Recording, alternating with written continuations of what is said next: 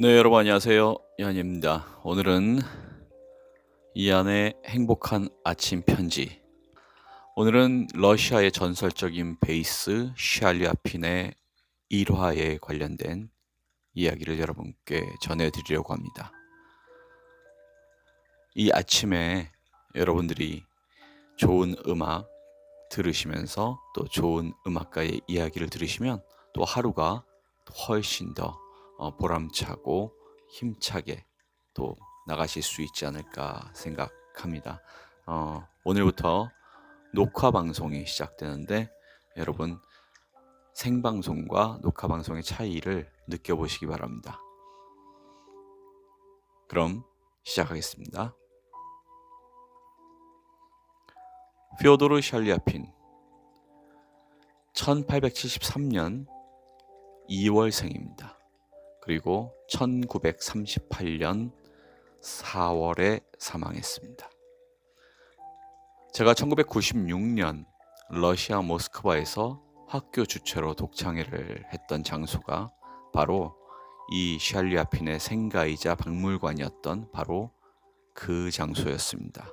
샬리아핀이 쓰던 물건들 그리고 입던 옷들 이런 것들이 전시되어 있고 그리고 당구대가 있었고 아주 조그마한 그런 박물관이었는데 그곳에 첫 번째 부인, 두 번째 부인 또 그 가족들 사진 전시되어 있었습니다.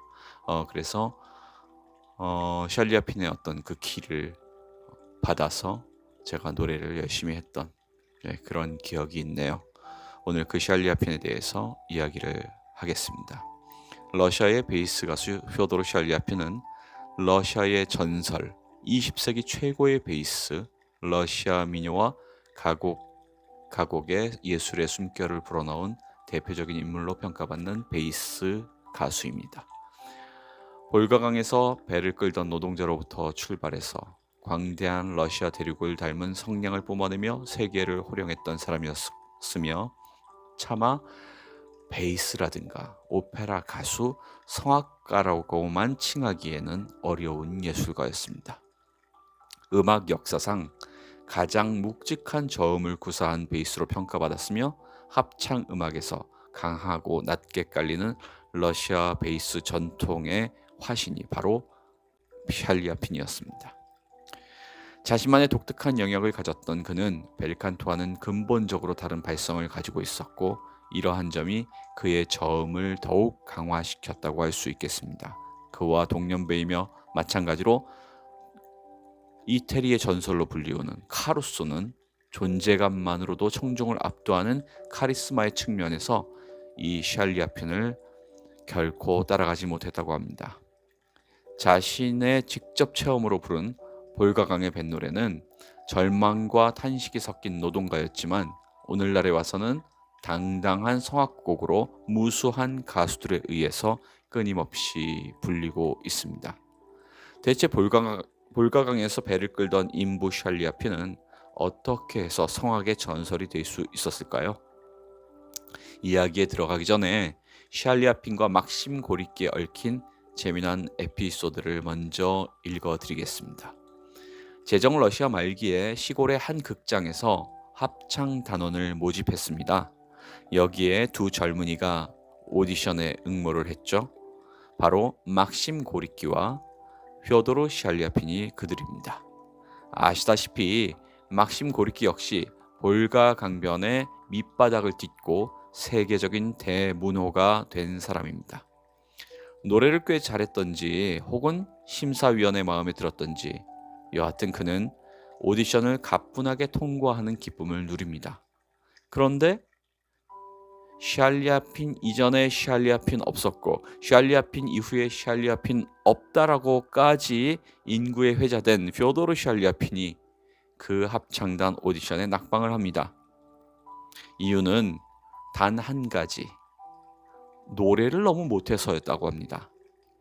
샬리아핀은 1873년 2월 러시아 따따르스탄의 까잔 부근에서 태어났습니다.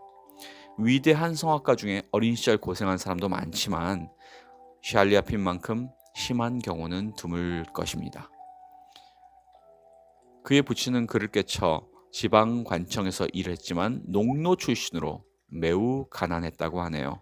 게다가 술고래여서 샬리아핀의 어린 시절은 온통 아버지에게 맞은 기억뿐이고 굶주림을 메울 한 조각의 빵도 없었다고 합니다.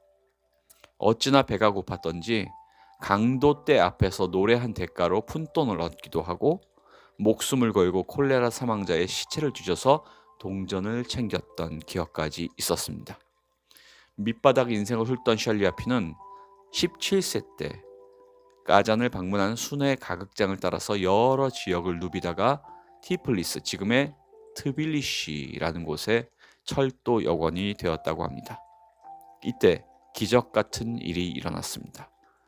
드미트리 우사토프라는 테너가 샬리아핀을 발견하고는 무료로 노래를 가르친 것입니다. 불과 1년간이었지만 그 스승님은 옷도 사입히고 도시 생활의 매너도 가르치는 등 매우 헌신적이었으며 덕분에 샬리아핀은 한 사람의 성악가로서뿐만 아니라 인생의 희망을 지닌 사람으로 새롭게 탄생할 수 있었습니다. 샬리아핀은 우사토프가 세상을 떠나자 미망인에게 평생 생활비를 지급하는 것으로 보온했다고 합니다. 샬리아핀은 티프리스에서 드미트리 우사토프에게 배운 후에 여러 마을을 돌며 공연하는 작은 극단에서 실력을 쌓아가기 시작합니다. 1890년 페테르부르크에서 정식으로 데뷔한 이후 1893년에 티플피스 극장과 계약을 맺습니다. 티플피스 오페라에 입단한 것도 우사토프의 추천 때문이었다고 하는데요. 한 번의 주역 가수로 도약한 그는 데뷔 첫 시즌 만에 상당한 돈을 벌었다고 하네요. 곧 1895년 페테르부르크 마린스키 가극장으로 옮긴 샬리아핀은 여기에서도 스타가 되었습니다. 미숙한 연기를 지적받기는 했지만 여전히 스타였죠. 그래서 이 연기에 대한 문제를 근본적으로 해결하기로 결심을 했습니다. 연극 배우와 붙어 다니면서 극적인 진실 재현에 집착을 했고 그 결과 샬리아핀의 카리스마를 상징하는 놀라운 분장술과 연기력을 체득했다고 합니다. 그러나 제약이 많은 황실 가극장에서 자신이 원하는 분장과 연기를 펼칠 수 없다고 판단하자 다시 1년 만에 부유한 흥행사가 운영하는 모스크바의 마몬토프 극장으로 옮겼다고 하네요. 그리고 구노의 파우스트의 메피스토펠레스 역으로 절찬을 받으며 마침내 출세 가도를 달리기 시작합니다. 이후에 상트페테르부르크의 바나에프 가극단과 계약해서 모스크바에서 공연을 하면서 명성을 드높이게 되는데요. 아직 파릇파릇한 20대였던 1901년 그는 처음으로 러시아 밖으로 나가 밀라노 스칼라 극장에서 공연함으로써 샬리아핀의 스칼라 시대를 열고 신비의 베이스로 이미지를 굳힙니다. 당시 보이토의 메피스토펠레도 크게 호응을 얻었지만 무소르그스키의 보리스 고두노프는 이탈리아의 청중들에게는 충격 그 자체였다고 합니다. 차가운 러시아의 공기를 뿜으며 광활한 느낌으로 압도하는 저음의 비극성에 밝은 이태리의 태양빛을 가르며 뻗어가는 벨칸토 창법의 아름다운 고음밖에 몰랐던 그들의 편협한 귀가 열리기 시작했던 것이죠. 파리에서도 그는 역시 스타였습니다. 세르게이 디아길레프가 러시아 발레단으로 파리를 예술적으로 정복한 이면에도 바로 이 샬리아핀이 발레 루이스에 합류하여 파리 청중을 몰고 다닌 공로가 적지 않게 적용했다고 보고 있습니다. 1907년에는 메트로폴리타닉 보리스 고두노프로 데뷔를 합니다. 그러나 당시 까루소의 테너에 마비당한 미국 사람들의 그 귀는 그의 노래를 이해하지 못했죠. 그랬죠. 벼룩의 노래 정도의 귀가 혹할 정도 샬리아핀에게는 흥미를 갖지 못했습니다. 이때부터 그의 경력은 죽을 때까지 대성공의 기록으로 뒤덮이는데요. 인생 역정의 재미는 조금 떨어지죠. 원하는 역을 마음대로 고르라는 백지 위임장을 극장주가 넘겼을 정도로 샬리아핀의 입지는 절대적이었습니다. 이 극장의 지휘자로 온 세르게이 라흐마니노프를 만난 것도 그에게는 행운이었습니다. 동갑내기인 두 사람은 성격이 정반대였지만 평생 우정을 쌓아왔고 샬리아핀은 라흐마니노프의 오페라를 세상에 알리는 일에 최선의 앞장섰다고 합니다. 1899년 보이쇼이 가극장과의 계약서에는 오페라 역사상 전무후무한 7조항의 조건이 부과되어 있었는데요. 지휘자는 샬리아핀이 지명하여 샬리아핀이 참가하는 리허설에는 반드시 다른 가수 전원들과 합창단까지 참석을 해야 한다라는 등의 조약이었습니다. 즉 공연의 모든 주도권을 샬리아핀이 행사한다는 것으로 심지어 공연 스태프들은 샬리아핀이 예술 감독인 것처럼 인정을 하고 그의 요구에 응해야 한다는 조항까지 있었다고 하네요. 이로써 20대 중반을 겨우 넘긴 나이에 그는 러시아 오페라계의 실질적 황제로 등극했고 샬리아핀의 이름은 보리스 고드노프와 동일시되기에 이르렀습니다. 비참한 유년 시절을 보낸 때문인지 샬리아핀은 러시아 혁명에 동조하는 시각을 어느 정도 가지고 있었습니다. 그래서 레닌의 권고를 받아들여 유럽과 러시아를 왕래하는 스케줄을 모두 다 포기하고 1918년부터 마린스키 가극장의 예술 감독을 맡기 시작합니다. 그러나 절대 군주 시대보다 더 강권 정치에 환멸을 느낀 그는 3년 만에 그 자리를 떠나기로 결정을 합니다. 마침 카루소가 이태리에서 급사한 시점이었으므로 1907년에 첫 무대에서 유럽보다 덜 열광했던 뉴욕의 메트로폴리탄 오페라 하우스가 최상의 조건을 샬리아핀에게 제시했다고 합니다.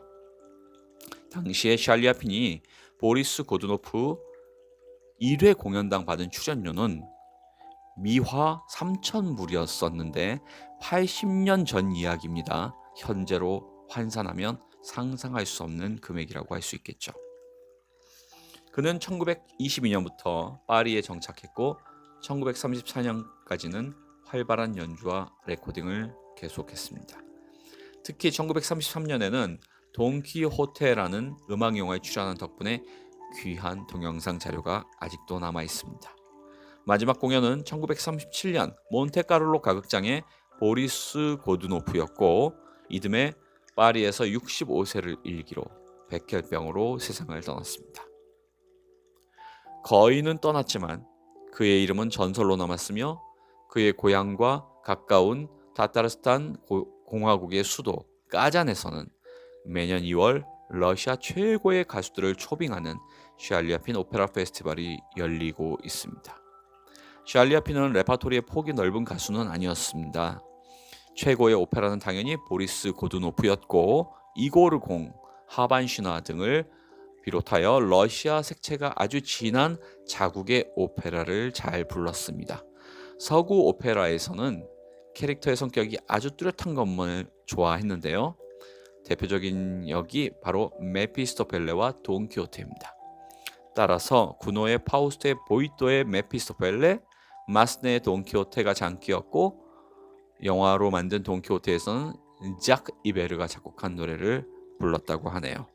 이렇게 개성이 강한 역할을 맡으면 그는 분장을 통한 놀라운 변신과 신들린 연기를 펼쳤습니다. 샬리아핀의 오페라 사진들을 보면 정장 차림의 그와는 같은 사람이라고는 상상하기 힘들고 배역관에도 전혀 다른 사람처럼 보였습니다. 직접 분장사에게 지시를 하는데 예를 들어서 돈키호테로 분장한다면 얼굴과 체형에 어떤 요술을 부렸는지 깡마른 노인의 모습으로 나타나는 것이었습니다. 연기도 얼마나 리얼했는지 보리스의 죽음 장면에서 앞자리에 앉은 관객들의 머리털이 진짜 곤두섰다라는 증언이 있을 정도였습니다. 그와 구노의 파우스트를 공연했던 롯데 레만도 다음과 같은 경험담을 남겼는데요. 그가 연기하는 것은 도저히 설명 불가능이에요. 메피스토펠레가 순결한 마리그리트를 타락시키도록 도와달라고 자연의 힘을 구하는 장면 다음에 그는 무대 뒤쪽에 나무처럼 서 있었어요. 그래요, 진짜 나무 같았죠. 그런데 갑자기 바람처럼 사라진 거예요. 어떻게 그랬는지 정말 알 수가 없었어요. 마치 마술 같았다니까요. 그런데 막이 끝날 즈음에 어떤 키 큰 존재, 샬리아핀은 190cm의 키를 가지고 있었거든요. 어떤 키 큰 존재가 내 위로 나타나는가 싶더니 무서운 거미가 창문을 둘러싼 채 파우스트와 나를 포위하는 것 같은 거예요. 너무 무서워서 벌벌 떨었다니까요. 오페라가 아니고 현실의 공포 상황이 벌어진 거죠. 막이 내린 다음에야 메피스토펠레는 샬리 아펜으로 돌아왔어요. 그제서야 나는 한숨을 쉴 수 있었고요. 정말 샬리 아핀의 연기는 마법 같은 놀라움이었습니다. 샬리 아핀은 오페라만이 아니라 러시아를 비롯한 각국의 민요 그리고 심지어 독일의 리트까지 불렀습니다. 원곡의 의도에 충실하다거나 악보대로 정확하게 부르는 것과는 거리가 멀었고 하나같이 자기식으로 변형하여 부르는 것이었지만 그 효과는 항상 놀라웠다고 합니다. 노래는 사람을 감동시키는 것이 으뜸이라고 말했듯이 사람의 심금을 울리는 비법을 터득하고 있었던 것이죠. 가장 즐겨 부른 노래는 러시아 미녀 볼가강의 뱃노래 그리고 무소르그스키의 벼룩의 노래였다고 합니다. 그런데 리사이틀에서 노래할 때는 샬리 아핀만의 개성이 있었다고 하는데요. 무슨 곡을 노래할지 사전에 알려주지 않았다고 합니다. 당일 배포되는 프로그램에도 그날 부를지도 모르는 100여 곡의 곡목이 번호 순으로 있었다고 합니다. 제랄드 무어의 회고에 의하면 심지어 반주자에게도 무슨 곡을 부를지 알려주지 않았다고 합니다.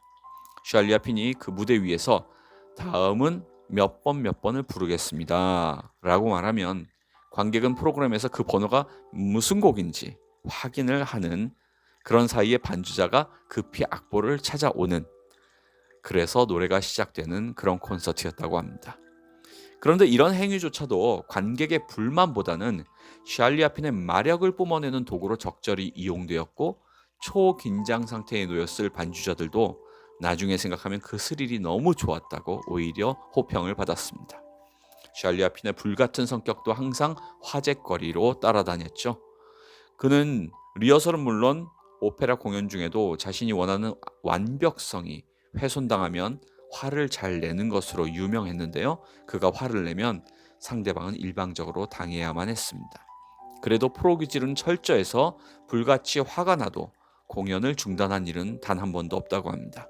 한 번은 샬리 아핀에게 익숙하지 않은 조역들에게 너무나 화가 난 나머지 총알을 장전한 권총을 주머니에 넣은 채 다음 막에 출연해서 관계자들을 초긴장 상태에 놓이게 한 적도 있다고 하네요. 하지만 다음 날이면 샬리 아핀은 어제 내가 너무 심했죠. 다음엔 잘해봅시다. 이렇게 하면서 쉽게 풀어버리는 것이 바로 그의 태도였습니다. 무시무시한 성격처럼 보이지만 뒤끝은 전혀 없었기에 샬리 아핀은 그런대로 음악계 내에서 좋은 소리를 들으면서 죽을 때까지 자신의 카리스마를 유지할 수 있었습니다. 이 밖에도 샬리 아핀의 얽힌 일화는 수없이 많고 대부분 사실로 확인되고 있는데 간단히 요약하자면 무대 위에서 공포스러울 만큼 캐릭터를 리얼하게 살리는 연기 또는 체구만큼이나 만사의 스케일이 크고 위협적일 만큼 박력이 넘치는 그의 면모와 관련된 것이라고 생각하면 될 것입니다. 그의 음성은 매우 따뜻합니다. 저음이 특별히 잘 내려간다기보다는 모든 음역대에 걸친 안정감이 돋보이죠. 저음역대는 무겁고 깊이가 있다기보다는 광활하게 펼쳐진다는 인상을 주고 중음역대는 편안하고 인간미가 넘친다고 볼 수 있습니다. 베이스가 내기 어려운 고음에서도 전혀 무리함은 느껴지지 않고요. 음반으로는 그의 놀라운 연기력을 접할 길이 없지만 유난히 푸근한 음성에 영혼을 불어넣음으로써 누구보다도 리얼한 목소리 연기를 들려주고 있습니다. 세상을 떠난 지 70년이 지났건만 그의 범접할 만한 연극성을 들려준 남자 가수는 없었다고 생각이 될 정도입니다. 또한 그토록 처절한 연기력이 목소리에 녹아들었음에도 불구하고 지나치게 과장되었다거나 진실하지 못하다는 인상을 주지 않는다는 점에서 샬리 아핀의 전설은 오래도록 계속되리라고 확신이 듭니다. 오늘 들으실 곡은 샬리 아핀이 불러서 음반으로 남아있는 그의 애창곡 볼가강의 뱃노래 그리고 오페라 사드코에 나오는 바이킹 손님의 노래를 들으시겠습니다.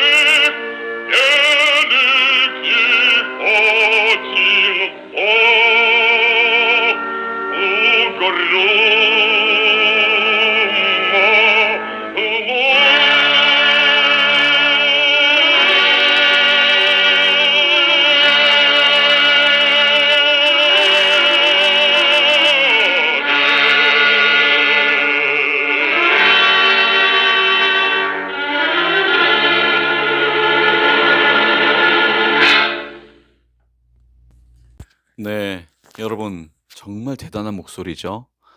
목소리가 굉장히 크거나 드라마틱한 그런 것보다도 어 안정적으로 저음에서부터 고음까지 안정적으로 그렇게 내고, 특히 이 녹음 자체는 모노 시대 녹음이기 때문에 지금 시대의 녹음으로 치면 훨씬 더 여러분들이 플러스해서 감안해서 들으셔야 됩니다. 그러면 어마한 그 울림이 들릴 텐데, 이때 당시의 녹음으로서는 이것이 최선이기 때문에 약간 좀 떠는 듯한 그런 느낌이 들죠.